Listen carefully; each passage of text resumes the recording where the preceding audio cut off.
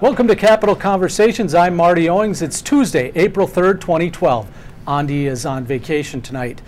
Tonight on the show, we'll be joined by Republican Senate Majority Leader Dave Senjem and DFL Senate Minority Leader Terri Bonoff, and then Assistant Minority Leader Terri Bonoff. And then later on in the show, we'll hear from State Representative Alice Hausman on how she sees bonding bills translate into jobs.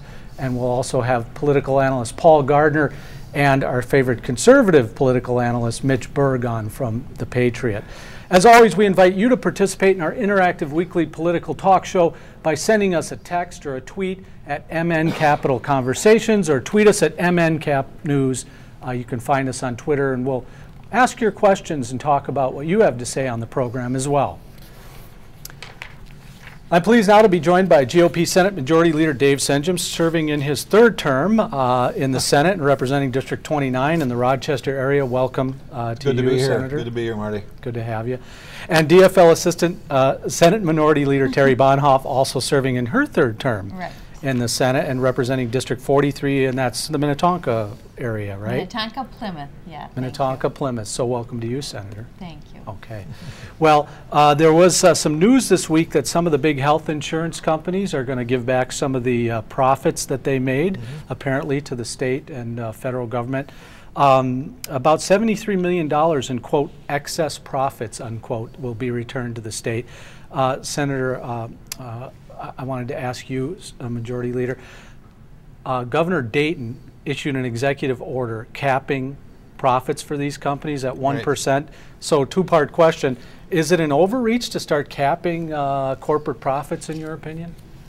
Oh my, that's a good one. I think I would suggest, at least on this one, given a lot of those profits are probably profits derived from state-funded sources, that probably this one is all right from the standpoint of paying back the state of Minnesota. It wouldn't be my normal answer, but I think a lot of these funds are generated by state funding, and I think to some extent we have to if we're going to accommodate the body politic in terms of these needs.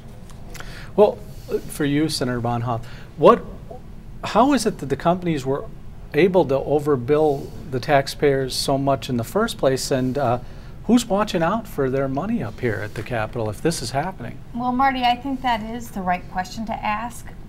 We have heard this session that there is some concern that there have been improprieties and that the excess profits are a result of overbilling.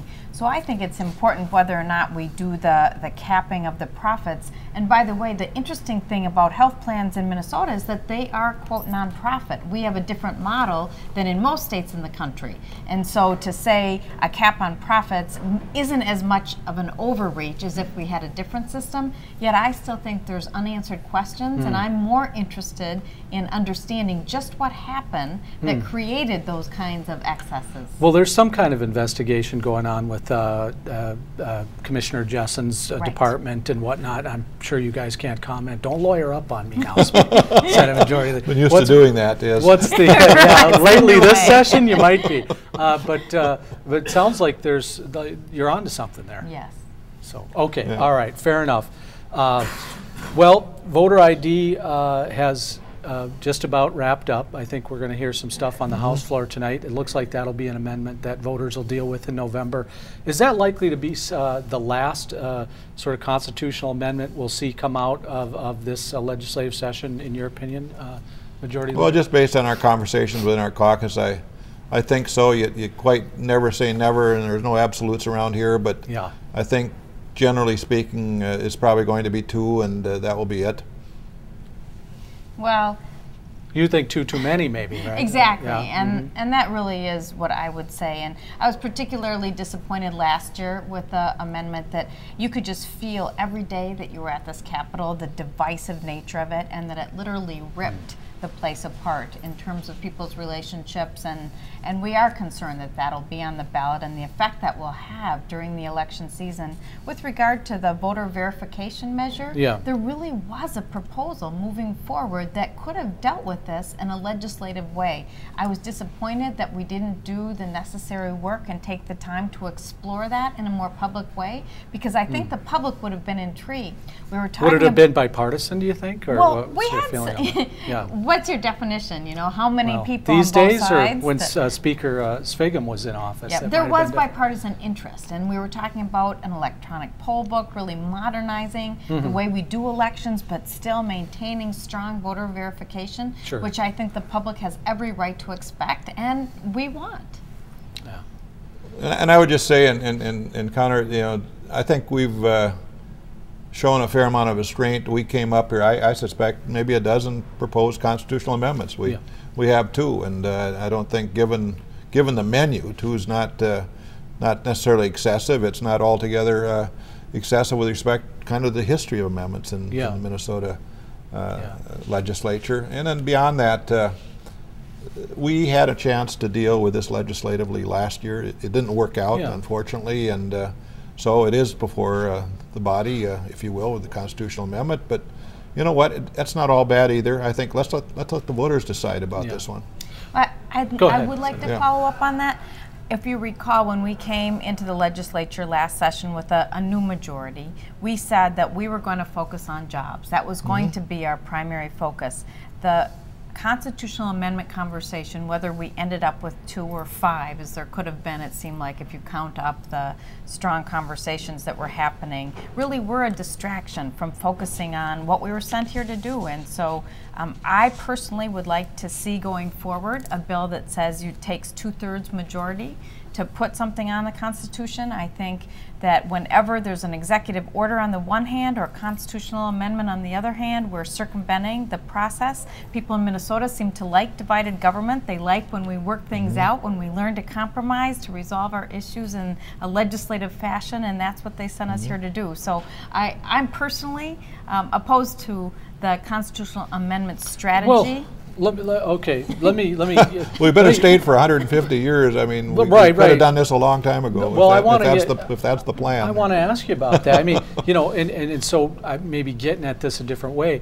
Does it hurt or help your party to have constitutional amendments? I know you guys are going to say, well, but if it was the legacy amendment, Democrats didn't mind voting for a constitutional amendment.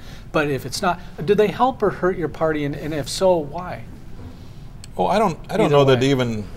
I'm not sure we've really thought about it a lot in terms of, you know, the so-called party politics. I haven't, at least. I don't think there's any question. We had a couple close elections in Minnesota, and they frankly drew attention to the fact that, you know, let's make sure we have, you know, a good voting system to make sure that those elections were properly put together. Majority Leader, there's some political calculus behind some of these. I mean, you guys looked at the poll data for voter ID and chose that over the right to work.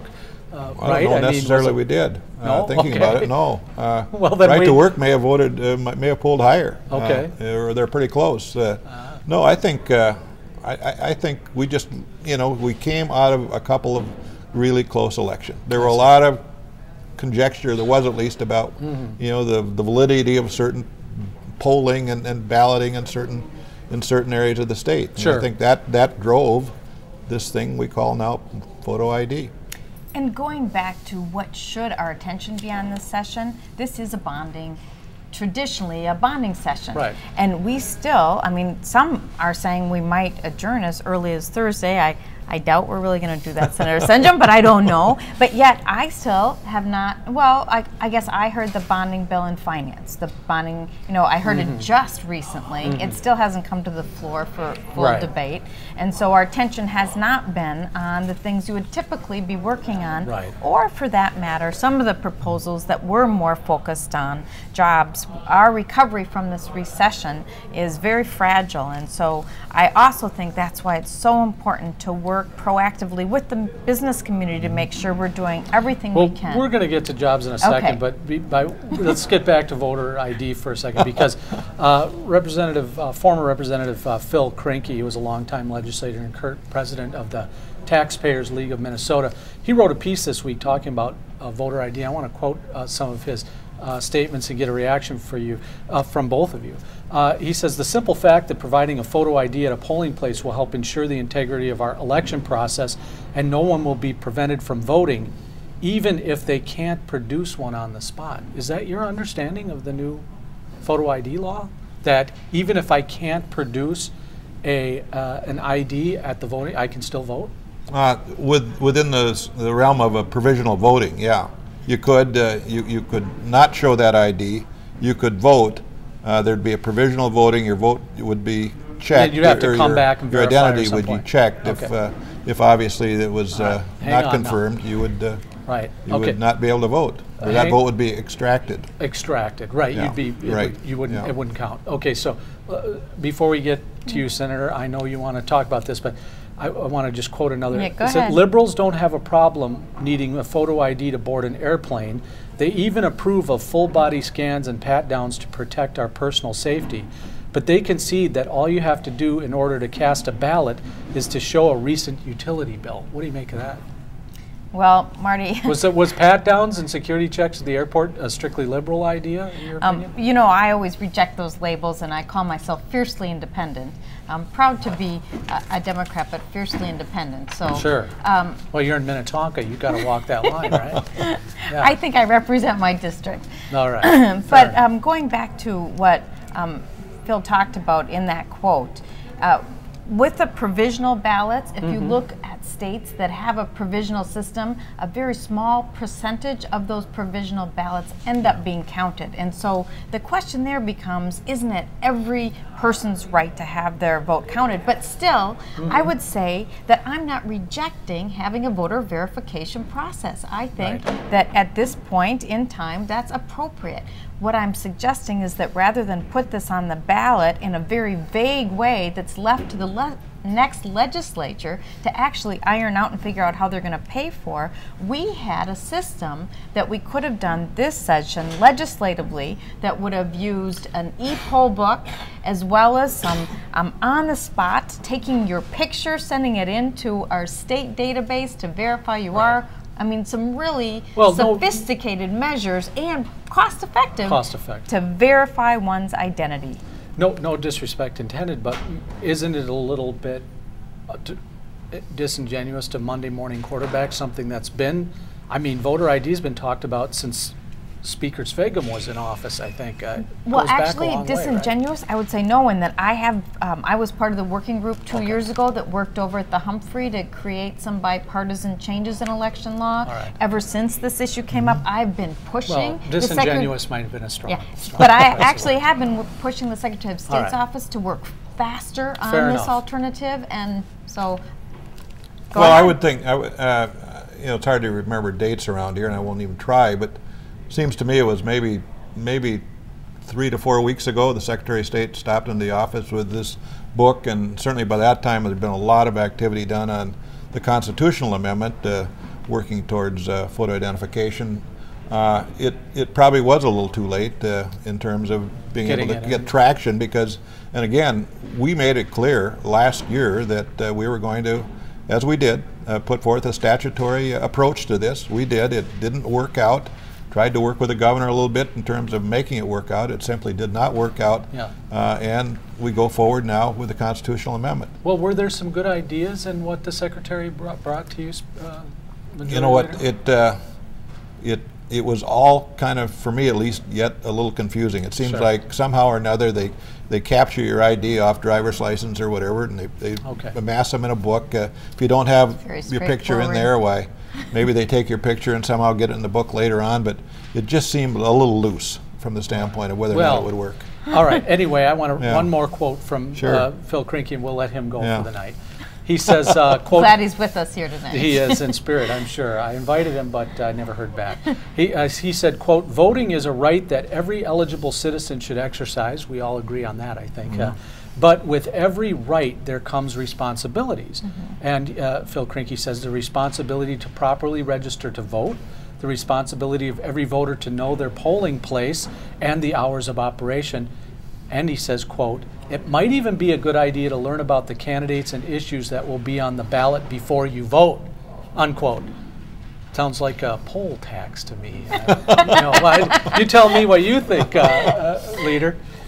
Well, certainly we would hope that would happen. I don't think the law suggests you have to know a lot about the candidates or the positions. Yeah, we'd alienate 80% exactly, of the electorate. Yeah, so, but I think the important thing, hopefully, we as a country model ourselves, after a good civics lesson and do that anyway. We don't need a constitutional amendment to do that, but it would appear to me at least, yeah, there are some responsibilities here. You do need to do these things. But the state's going to reach out to you. There's going to be education. There's going to be opportunities to, obviously, for if you can't afford it, for the free identification. And so I think to the extent possible, and by the way, what we have here has been molded after the Indiana case, and so we're expecting, certainly it's going to get challenged on one hand, legally, but we're also expecting that, and hoping, of course, it's going to withstand those challenges. And for anybody that's going to feel disenfranchised about this, in the end, the court will decide whether or not this is going to work. If there's disenfranchisement in this bill, it will be sought out. It will, frankly, be thrown out. And Marty. Okay, before we move on, quickly. Okay, thank you. Because everybody does have a right to vote, and so disenfranchisement is a concern, and a poll tax is a concern because that's unconstitutional, and so perhaps at the end of the day the courts will make that decision. But I think if you look at what's happening around the world and people's cry for liberty and the Arab Spring and what's ensued as a result of that we are here today speaking of our fundamental right to vote is a powerful thing, and we just don't want to do anything to cause a barrier to that accomplishment. All right, fair enough. Next, there's an article by Steve Dornfeld that was published in MinPost. It says, you probably saw this. You've already read all these? No, I haven't. It says why the quality of Minnesota legislature has declined over the years. Oh my. And so, thanks a lot, right? Well, Dornfeld points out a couple of things, and I just want to highlight. He says that basically, there used to be no party labels. You just identified as conservative or liberal, and then caucused with whoever you wanted or felt was more, you identified more. That went out in the 70s, way before you guys got here. But then there was odd year sessions. That was also before you guys got here, but maybe that was there was more urgency to get things done. Then he suggests that the houses were more ideologically diverse back then, that there was more of a view of government as not the enemy, but as someone who helped the society in general. And then he suggested that you all got to know each other much better, and I'm sure that had a lot to do with the $5 limit. Because I used to be here during those days, and boy, it was nice when you could see legislators argue and fight the peace out on the floor, and afterwards the same two guys and gals would be having a beer together or conversing socially. And what do you make of this decline, as Dornfeld puts it, of the legislature? Do you put any stock in it? I don't know that there's. I don't know, frankly. But what I know is when I walk in the floor of the Senate and I look around that room, there are some quality people in that room. I'm not sure it declined at all. I would suggest probably it hasn't. I would also say this though, and we're involved, probably both of us, in candidate recruitment, and you don't always get the candidate you want from the standpoint of career, age, and a whole bunch of factors that are very personal in that individual's life. If you go out and select those outstanding candidates, bring them in, probably destroy their professional career in many cases, but bring them in and into this room in back of us, you might have, frankly, a little more in terms of overall quality, but you know what? Society brings to this place what it brings some great people, and I wouldn't suggest at all that that quality has declined. I know also say I think most of us, Senator Bonoff and I, could go out to dinner rather easily. I mean, that would not be difficult at all. You might want to wait till some lawsuits get settled around here, but to some extent, I think you make your own nest. And you can find your way around this place, and you can be cordial, and you can work with people, and you can have an offline relationship from the standpoint of just working together. But it easy. occurs to me, Senator, that you personally, you can't win around here. Once you get in a leadership position, it's awfully hard. I mean, I'll give that to you, but you can read the headline if you want. But it sounds like the Tea Party's not happy with you. I don't know if You know, the caucus gets mad at you if you start talking to the Democrats too much. If the Democratic leadership is seen commiserating with you know, the Republicans, and you know, people get mad about that. Is it really divided that way as the perception is sometimes portrayed in the media? Senator Bonoff hasn't spoken for a while, but I would say, you know, they built this place in back of us for a purpose, and that's to have the great debate, to have the discussion of the issues of Minnesota, to have it flat out, right out there, make those hard decisions, make that hard debate occur. But when you walk out that door, you know, you ought to be able to leave it. So I think we covered a lot of ground, so you got no, it's good. I think that the tenor and tone in the bodies themselves are more friendly than you might think. That in fact, you know, many members have strong relationships on both sides of the aisles. But I think one thing that sometimes is an impediment to getting the kind of candidates that you might want in your recruitment has to do with our caucus system. If you look at who decides who comes who shows here, up, you mean on the street, on the the caucuses? Well, it's a very small, select group that actually picks, you know, who's endorsed. And a lot of times it's the people who show up that are really passionate on one side or the other. The extremes end up choosing our candidates. And so to create a more open system, ultimately we may want to look sometime at, you know, perhaps a primary system. Would that change things? But I think to say that we aren't collegial would be not quite accurate, and it's certainly something that we all ought to have a strong commitment towards, because the people expect us to work together. Yeah. Well, before we wrap up, and we've only got a couple of minutes left here, but finally, we've seen bills on Sunday liquor sales, legalizing fireworks, and even giving our dirt a state name. What happened to the promised focus on jobs, jobs, jobs? And can you guys go back to your constituents this summer and fall and tell them you've done a good job if you haven't kept the one promise you guys made at the outset of the session? Well, I think so. I think you know, coming off, unfortunately. Which one do you think? You think you? What? No, I think you know, Senator Bortman passed a good jobs bill off the floor last Friday, and I think we got to work on it. We know that this was the $500 million. Yeah, 100 million. No, 100 million. 100 million, because you were quoted as saying you didn't think the governor would support the. They misquoted you. I think it said $500 billion or something. No, that's the other group. Oh, that's the other group. Right. Okay, all right. That's the other group. No, $102 million tax bill. We probably know we're not going to get all that. Hopefully, we can conference it out to something that's good and get the governor to work with us, because I think there are some positive things that we need to do and can do and should do for Minnesota. And we've done a lot in that area, and we'll continue to do more. So the jobs bonding bill. Yes. So the bonding bill is meant to invest in infrastructure projects, to invest in things that will mean something to Minnesotans going forward. And so I don't think we've done enough on that score. I know, for example, the Southwest Light Rail Transit line is supported by not just my community, but communities all over the state. I've seen those polls. That in itself would create 3,800 jobs. Projects like that. The tax bill, well, the tax bill had some wonderful things in it, but it was paid for by dipping into our reserves. We have said we're going to stop doing that. What about the 750, whatever the governor, his bonding bill? Yeah, his bonding bill. Well, I think whether or not that's, I think the question ought not to be, is it too much? That amount was actually forecasted when we look at how much we have be careful available. Now, because the Republicans are right here. I understand. We ought not to talk about how much. They talk about how much all the time. Yeah, but I will tell you that amount is forecasted. The better question is, are the right projects in there, and will they take us to where we need to go? And there are many projects in the governor's bill that our bill that I've seen in the Senate is missing. And the Southwest Light Rail tops them, and so I'm just going to be jumping up and down and saying, you know, because you think that might be a lost opportunity for businesses in that corridor? Absolutely. If you look at all the businesses in that corridor, it's the #1 priority of the Twin West Chamber.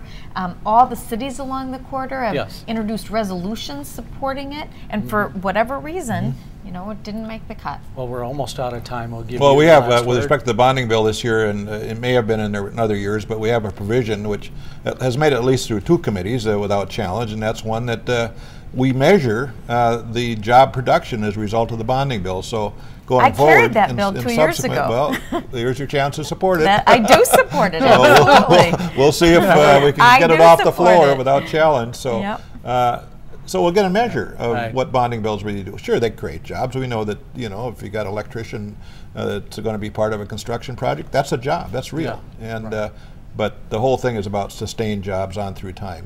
That's certainly what we all want to create. Absolutely. And so that tax bill, I still would go back to, we I should was do gonna tax give you the last reform. We should do real meaningful tax reform so that we can pay for those very important and good provisions in that tax bill rather than dip into Are they borrowing. co-opting Tax the reform Republican is, reform language here? I Reform, started yeah. that Did you? language. We have to be a That's little more right. descriptive. All right. We're Yeah, working okay. on taxes. All right.